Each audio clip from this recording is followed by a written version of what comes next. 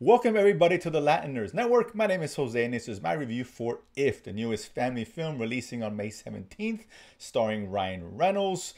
This is directed by John Krasinski. Of course, those who are familiar with The Office, I love that show. It's Jim from The Office.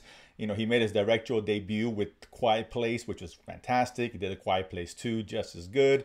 And it's nice to see him diversify his portfolio and directing something on the complete opposite side of the spectrum from something like The Quiet Place, because this is, after all, a very fun, entertaining family film.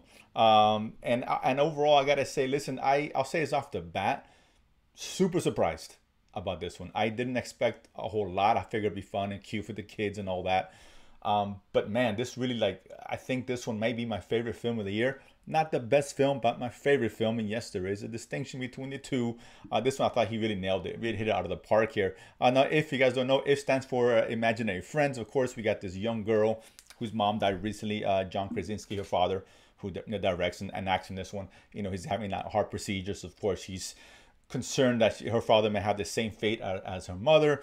And she kind of meets Ryan Reynolds, who lives in the same building she's staying at. She's staying with the grandmother until her dad gets better. Ryan Reynolds, who, you know, is not your ordinary guy. He is, you know, has friends, imaginary friends of him he is living with and is finding homes for. That's his kind of his station in life. And she decides to join him and help him place these imaginary friends who's, you know, as kids no longer remember them, no longer need them. So trying to put them with other kids, and she embarks on this journey to finding herself and finding homes for them, but soon learns that maybe it may be better to pair these imaginary friends with their original owners, and she embarks on that journey, kind of go through that. I love that the premise here is really interesting, unique premise. It's reminding me of our Pixar film. In terms of just the idea of it, the creativeness of the idea is something you see out of Pixar, right? But even more so like Pixar, this movie is it's not a kid film. This is a kid-friendly film, which is a big difference. The distinction is with kid films are they're made just for kids, or dumbed down for kids. I get it. This one here is a kid-friendly film where the kids are going to enjoy it, but the adults are probably going to get more out of it than the kids are, thematically and all that. And just like with many Pixar films do. And this is why I really love this film. I thought it's about, you know, there's adults connecting with the childhood, things that we forget. We forget how it was to be a kid. Remember, you know, what it was to be a kid, what our dreams were at a certain stage of life. And I really like that. And I gotta tell you, it's funny, it's light. The kids are gonna enjoy it, no doubt. The girl is great, and she's really the headline. I know Ryan Reynolds is the big star, and I love Ryan Reynolds. I love Ryan Reynolds, and I know he's the same guy in almost every movie. I get it. I don't care because he's great at what he does.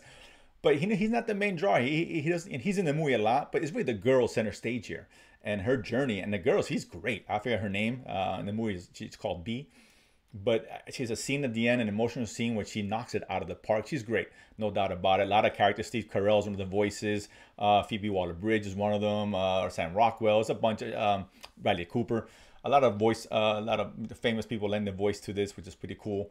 But Ryan Reynolds, listen, I'll give credit is due. He's not Ryan Reynolds here. He's Ryan Reynolds doing something a little bit different, a little more subdued, a little more somber in this film. There's a reason for it. I don't want to spoil it.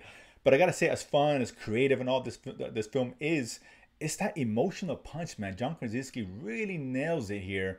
There was a lot of sniffling and, you know, not many dry eyes in the house by the time you get to the end of the film, because it's very emotional and it really hits you. And there was one, it would have gotten me more, but luckily, I want to spoil it, but it's a scene in the movie which didn't go the way I hope they didn't, and I'll leave it at that. But yeah, the emotional weight in this film really hits, and that's what really separates this film just from your regular kind of just fun time in the movies. You really get something out of it. Very impressive. There's emotional beats, like at least 3 or 4 of them in the last 20-25 minutes of this movie, which really elevated this film to more than just a typical family film. Really well done. John Krasinski knocks it out of the park. Good for him. I absolutely recommend you guys go watch it. Take the kids, the family, no doubt about it. But as an adults, you don't have to take the kids. You don't. You can get a lot of this film. This is not made for kids exclusively. And I'll say it because I think a lot of people should go see this movie. It's very fun. It's super entertaining.